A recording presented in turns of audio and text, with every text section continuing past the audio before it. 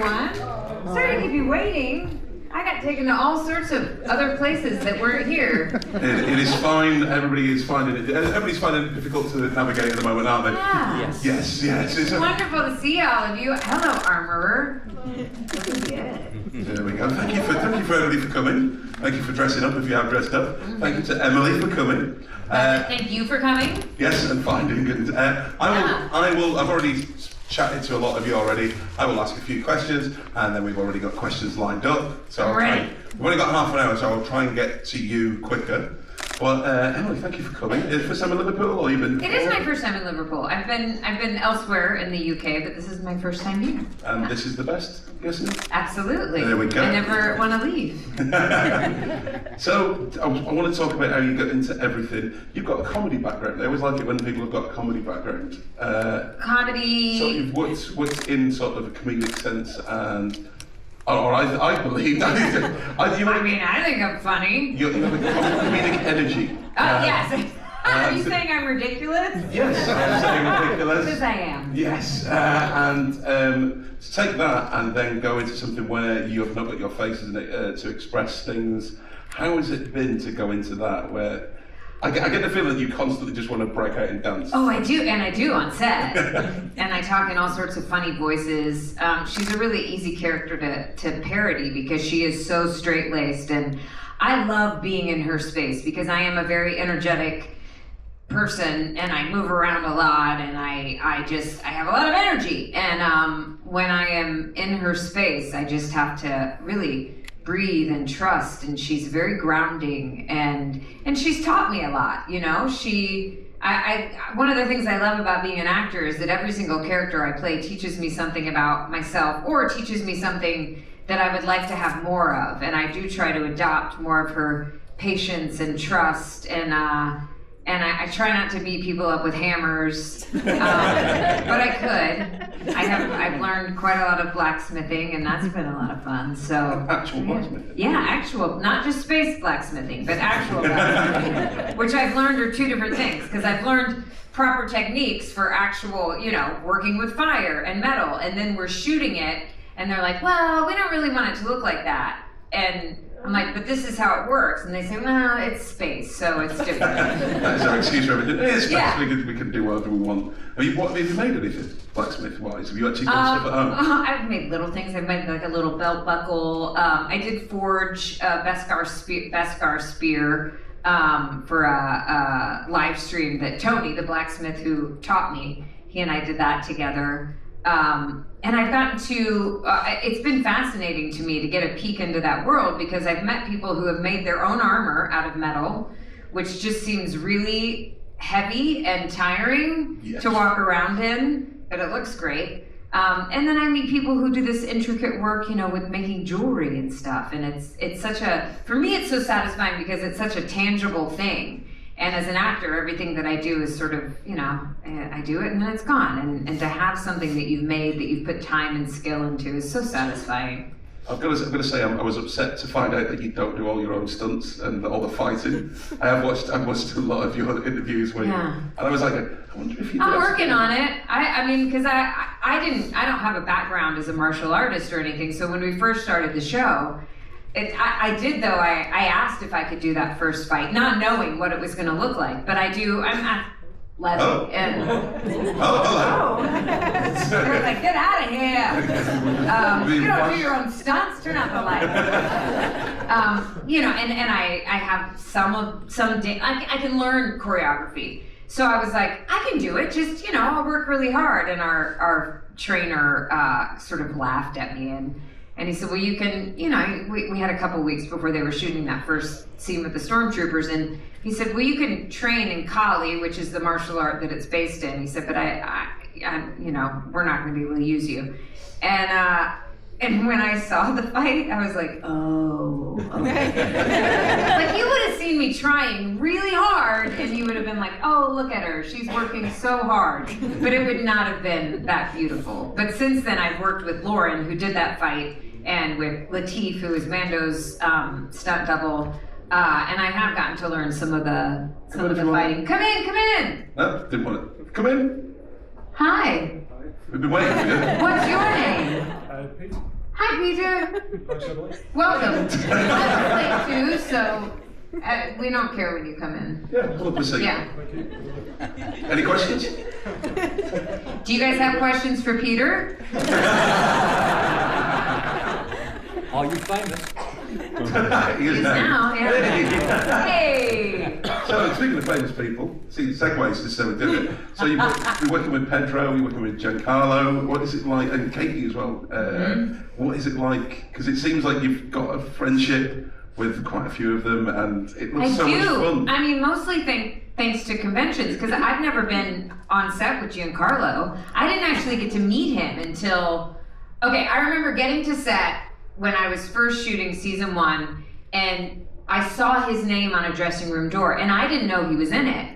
And I just, like, my heart skipped a beat. But I never got to meet him until over a year later, I think, when we finally did a convention together. And now, like, we're pals. We play dodgeball in the elevators, and he's such an incredible human being. A dodgeball in an elevator? Yeah, it's on my Instagram. Oh, right. Yeah. Okay. They have these big freight elevators at one of the conventions, yeah. So there was a little more space to move. I was going to say that is a very tiny. I can see that. No, that'd be like a death match. I was going to say, I got the chance to watch him be interviewed in Edinburgh, and he is a great narrator. He seems very. Oh my gosh, yeah. Great It's like a listen to. sermon. Yeah, that was what it was, and it's like to then hear that he plays dodgeball. Yeah. It's weird. Well, and it was with he was carrying around this ball to do Pilates, like Wow. while he was sitting at his table because he was having back issues. So that tells you something about Giancarlo. You have the Pilates side of Giancarlo, and then you have the one that will aim to kill in dodgeball. I've got to say, when he started doing his speech, I don't know who we're fighting, but I want to kill someone. Yeah, Right? I would follow that man into I don't know where, but I'm going. Yeah. No, we are. Like I said, we haven't got a load of time, so I'm going to try and open it up to as many people. So there was some people, and it's not just with the Star Wars kind of thing. We'll go Yeah, with you some. can ask me about other things. I know there is somebody who wants to answer. There's somebody over here wanting to do Mentalist, but we'll start with anybody who's got a Star Wars question? Star Wars based question? Wait, she had her hand raised for, I I haven't got think, a Star Wars mentalist. question though. It's alright, we'll go with whatever. Go on, Bring we'll it. start. Who's the most famous person you've met? Who's the most Well, I famous think that person? depends on who you ask. Who have you met? Mark Hamill. I don't know. I got. Yeah, I think that's one. Yeah. I don't know. You don't know him? Do you What? Have you watched the original Star Wars? No. Oh, okay. Well, what do you watch? 'Cause see, this is what I mean. Supernatural. Who's the most? Oh, Okay, Supernatural. well then Jared and Jensen. Is that famous enough? I've never met Adam Sandler. Adam Sandler? I've never met Adam Sandler either. This is going on a tangent. I've never met Well, like. you were asking me. I thought you Have said you? I've never met Adam I said, Sandler. have you? No, I haven't. I wish. Sorry. Have we got a Star Wars question? You've got Grogu on you. I have Grogu, love Mandalorian, love the performance. Thank you. Will we ever get to see your face potentially? I know. No, obviously, tradition. in tradition, you never take the helmet off, but. I honestly don't know. I hope. I mean, I'm sure if they have me do a reveal, they'll have a good reason. I hope not, though. And it's not even because of the creed. It's more that I think there's more satisfaction in the mystery of it. Like, what do we gain if we know what she looks like? You know. And I think she's somebody who stands for something so much bigger than any one person. And I think that it's better storytelling if we don't attach a face to that.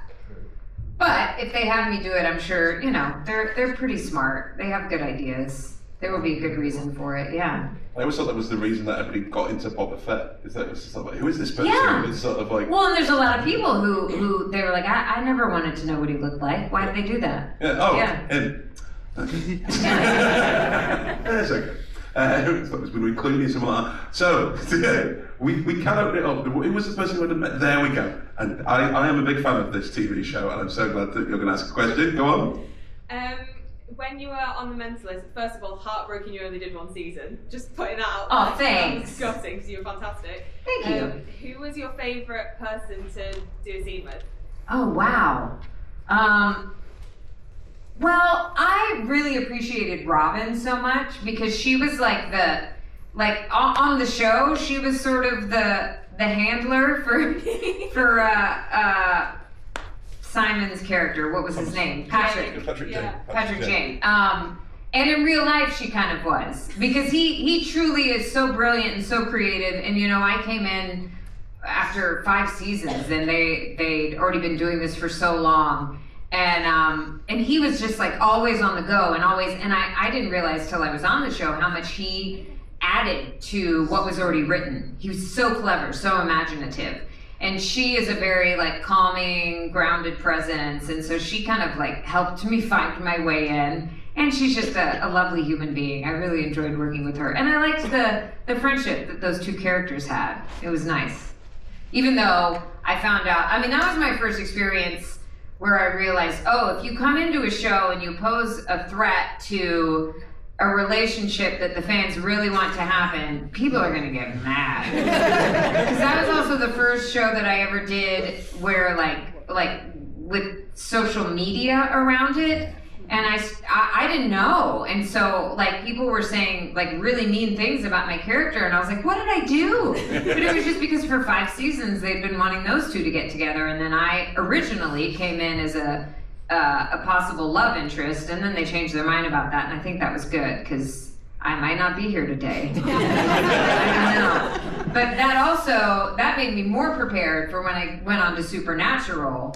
And I remember when I got the script where we only kissed once, and I had to remind people it was one little kiss.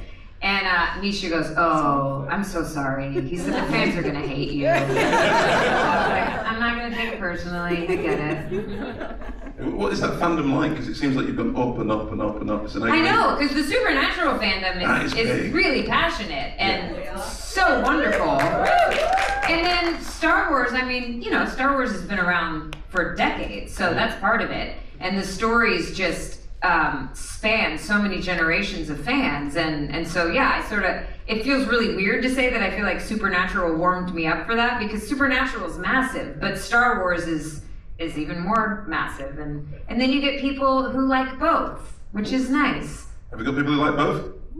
Everybody. Yeah, it's not a competition. Yeah. We've got more questions? Anything? Oh, there we go. We'll go right in the middle there. What was it like working with Leroy Jethro Gibbs on NCIS? Oh my gosh, Wow. you're throwing it way back, yeah.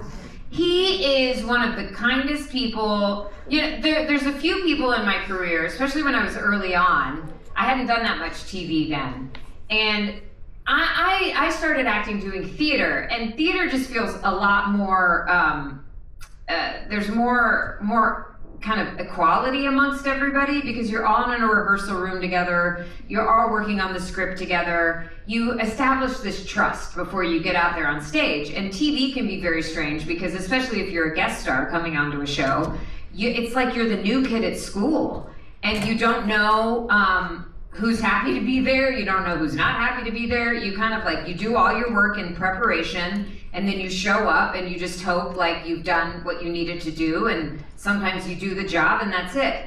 And then I've worked with people like Mark who go out of their way to make sure that you feel welcome and that you feel comfortable, and that ultimately makes everybody's work better, because the more relaxed people are, the more safe and supported people feel, the better work they're going to do. And I'm so grateful that I got to have that lesson early on from him, because, you know, you hear a lot of stuff about people's personalities and like, oh, well, that like uber talented person's a diva and this, that, and the other. And there's really no excuse. Like, everybody's there to do a good job, hopefully. And I've gotten to work with a number of people, including him, who really set that precedent, and it meant a lot to me. So I have nothing but good things to say about that guy. Do you pass that on as well? I try to, yeah, absolutely. Yeah. And I realize, you know, a lot of what I think sometimes makes people not as welcoming is just because they're nervous about their own, you know, they want to make sure they do a good job. But I've also learned that if I'm ever nervous, it's going to make me less nervous if I stop obsessing about my own neuroses and I say, you know what, how can I help out this person, and how can I make this person feel welcome? So it goes both ways. It's win-win. Fantastic. More questions? Oh, we go there and we'll go back to you again. Me? Yeah. If you could write another ending for Amara, what would you write? Oh man, poor Mara. She got done dirty. Absolutely. I am glad though that she took a chance. I felt like her journey as a character was so satisfying because she came in and have any of you not who doesn't know what we're talking about with Supernatural? That's fine. It's a big undertaking. It's 15 seasons. So my character was the villain who came in basically hating everybody. I was smiting people. I was sucking their souls. Ultimately, I was just really like confused and misunderstood, and I felt like I wasn't being heard, which I could relate to. You know, I couldn't relate to being a deity. I was also God's sister. Minor thing. But I could relate to that feeling of just being so frustrated that you know I couldn't communicate. And then she had this beautiful journey because by the end of the show, she wasn't so cynical. She'd still been kind of suckered by the one being that she cared about. But she was still willing to take a chance and put herself out there, and I really appreciated that. However, she then got absorbed into her brother, Chuck, God. And that was just lame. I mean, I wanted her to come out punching. And so people always ask, like, well, would you want to be involved if they, like, kept going with it? And of course I would, because it's a fantastic group of people and a wonderful collection of stories.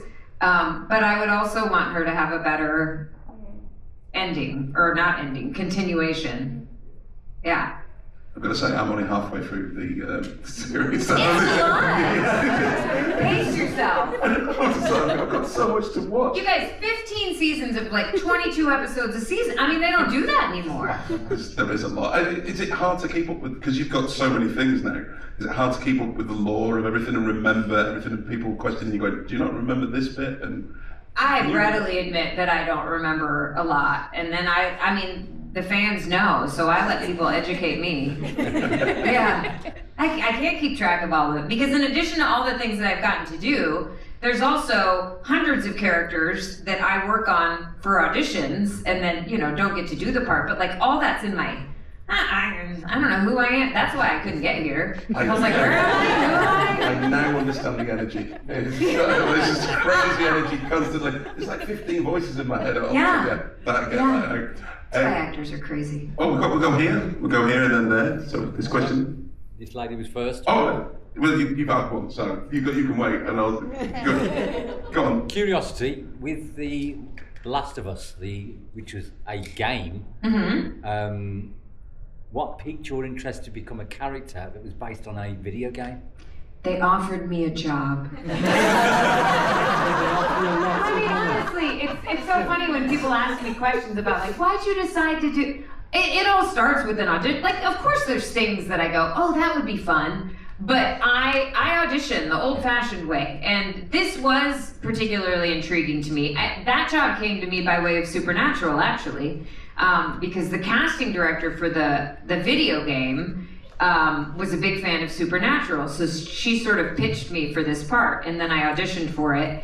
And I grew up playing games, but the level of storytelling that is possible now is incredible. And Neil, who created The Last of Us, is a brilliant storyteller, and he took...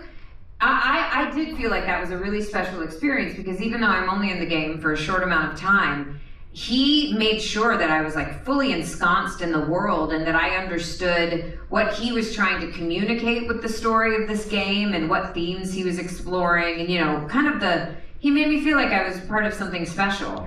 And then it was just really fun because you get to put on the funny little like mocap suit, and it really is going back to being like 6 years old, because you're in an empty kind of warehouse space. There's no set, there's no props, there's no costume, because they have to have as little as possible so that they can animate it all in afterwards. And that process was fascinating to me. And I mean, I still have hope that character will show up in the TV show, but we'll see. Who knows? There we go. Thank you. That's brilliant. Thank you. Go on. How did you start acting? Like, I started acting. did you have an agent or? At start. When I started professionally, yes. But I started performing when I was a kid, mostly through music, and I was very, very shy, and I found that performing kind of gave me a safe like outlet to express myself. There was something that felt, and maybe some of you who do cosplay feel this way, like there's something about putting on a character that feels safe, and it feels like you can express more of yourself without feeling so self-conscious. How much did you have to pay the agent? Are you thinking about getting into acting? Yeah. Yeah, there we go. So I'm curious. Well, I don't know what it is over here, but agents in the United States take 10% of whatever you make. So you have an agent, and then a lot of people also have a manager, which I also have. So 20% of whatever I make is going to those people. Okay, thanks. Yeah, good luck to you. Have we got any more questions? Got time for a couple more. There we go. Star Wars. Star Wars. Yeah, I could see you watching when we're talking about Supernatural. You're going, there's a lot to take in, isn't there? What was the casting process like for Star Wars? Did you have to audition? I Were you did. with other actors that you know of? Or? Well, no, I don't know anyone else specifically who went in for my part, but it was so shrouded in mystery, and I didn't have any reason to think that it was a big deal, which was great because I didn't get nervous about it. I got the audition. I knew that she was I knew you wouldn't see her face, but they didn't really say why, and I knew that they were when I went into the audition, which was very low key, the only person in the room was the casting director. We did a few takes, and then he said, would you do some takes with a British dialect? Because they're mostly seeing, my understanding is that they were mostly seeing British women in their 50s and 60s. So this is also the weird thing about being an actor. You'll get a what they call a breakdown for a character, and sometimes it's nothing resembling you, and that's okay, because sometimes they're like, we think this would be best if we did this, and then they go, oh wait, but this over here. So I mean, I did my prep like I always do, and I didn't think much of it, and then they offered it to me, but they still weren't really sure how much the character was going to appear. They still weren't really telling me anything. But I did know who was involved with it, John and Dave, and so I knew it had the potential to be something really special. But remember too, this was going to be the first show for Disney Plus, and Disney Plus was an entirely new creation at that point. And so I sort of also said, well, who knows if it was the first live action Star Wars? Who knew if the fans were going to like it? Who knew if Disney Plus was going to do anything? So there were so many questions, but I knew that I was really, really drawn to the story that we were telling, and that felt good, and I felt like we were creating something special, and that's all I can ever really count on. It's so weird to try to guess what's going to hit, because it's so much a factor of what else is coming out at the same time, what's sort of the cultural temperature, what are people in the mood for. Because there's been a lot of things that I've been a part of that I know they've been good, but it's just not the right time, and so you never know what's going to catch on. Let's have one more question, and then... What about two more? Okay, then two more. You go there. Are we going to see the armour in the new Mando movie? That's a very good question. Or do we not know? Are we going to see the armour in the new Mando movie? Was the question. And moving on. Is there lots of? I know that there's scripts and stuff like that that you're not allowed to talk about. Is there a lot of secrecy that you've got to be non-disclosure? Oh my gosh, yes. All signing stuff. Oh yeah. Oh my gosh, yes. And it made me really nervous at first. Now originally they even I'd never been a part of anything so big, and so when we were first doing press before the show premiered, my name was connected to it, but nobody knew who I was, what I was doing with it, because they weren't revealing anything. And there were, I remember when it first started to air, Disney was very specific that we call Grogu, Grogu, and not ever refer to him as Baby Yoda. Like, this was the party line. And then they just gave up. They were like, but I would get so nervous like that if I said the wrong thing, they were just gonna, I tell people I feel like there's like a little Mickey Mouse drone flying around. And if I say the wrong thing, it's just gonna take me out. We'll go there, and then down here. And then we'll... If you could play any of the Star Wars characters, who would you want to play? I want to be Han Solo because he gets away with everything and he's so cool, and yeah. I mean, it changes, but today it's Han. And then our final question. Right then, This lady did actually ask you the same question, but I've got something else. Oh, Who would okay. be your sidekick? Who'd be my sidekick? You. Not Grogu, because that guy gets in too much trouble. I think I'd want an Ewok sidekick, just because Ewoks were like, they were my way into Star Wars when I was a kid. I just fell in love with those characters. So I'd like to have a little sidekick Ewok. A mini Chewie. Yeah, mini Chewie. Yeah, I love Chewie, but he's a lot. I mean, the grooming, the upkeep, expensive. so is nobody going to ask about the catchphrase? I thought. What's there to ask? Because you've got one of the best catchphrases. I know, right? Yeah. So how did that come about? Was that all pre-planned that you knew that was going to be? Because like you said. I said that in my audition. I think that was one of the lines, and even though because the scenes that I had were like dummy scenes, they weren't actually attached to the script. But I feel like I did say this is the way. But no, so someone asked me about that in, I guess, Celebration Anaheim. They said, "Did you come up with that?" And I was like, I wonder if I could get away with it. And then Dave was in the panel too, and he was like, "You've earned it." Is it good to have something like that though, where people? It is. Go? I mean, and thank goodness it is such a great phrase, because I imagine there's some actors who have catchphrases that could be kind of annoying, and to have to hear that again and again and again. I mean, I've become friends with Joe Lawrence. Oh, And he always had to go whoa on Blossom. Something like that would get tiring, I think. But this is the way. First of all, it's very useful. It can be applied to many different situations. It's easy to write on, like it fits on a little Funko Pop quite easily. So I'm pretty pleased. As catchphrases go, I'm glad that this is the one I'm stuck with. I'm happily stuck with it. Fantastic. Thank you so much for coming and chatting to us all. Thank you. Big round of applause for Emily Swallow.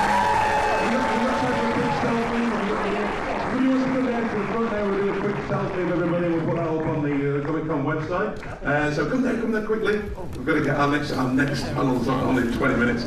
I'm running around incredibly quickly.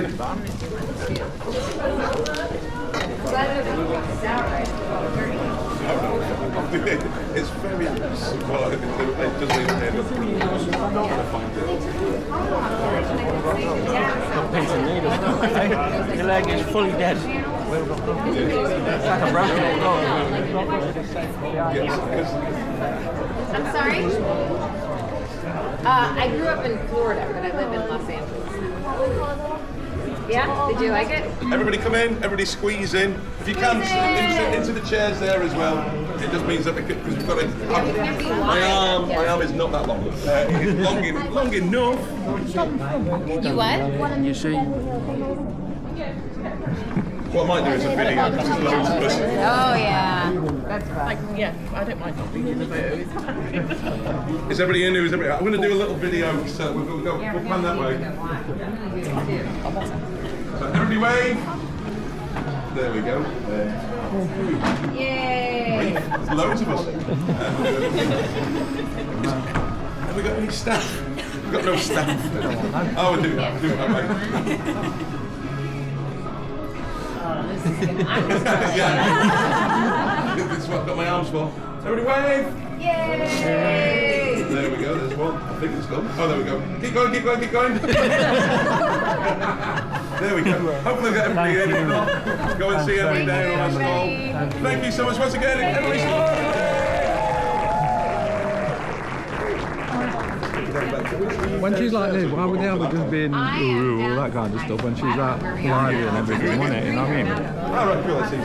You know what I mean? Yeah. Why would you think, oh, she'd be good for a thingy when she's Still rolling. Hey? Still rolling while you're yakking. Okay, good. I'll see you there. See you. Yeah. Thank you very much. Thank you. Hold on.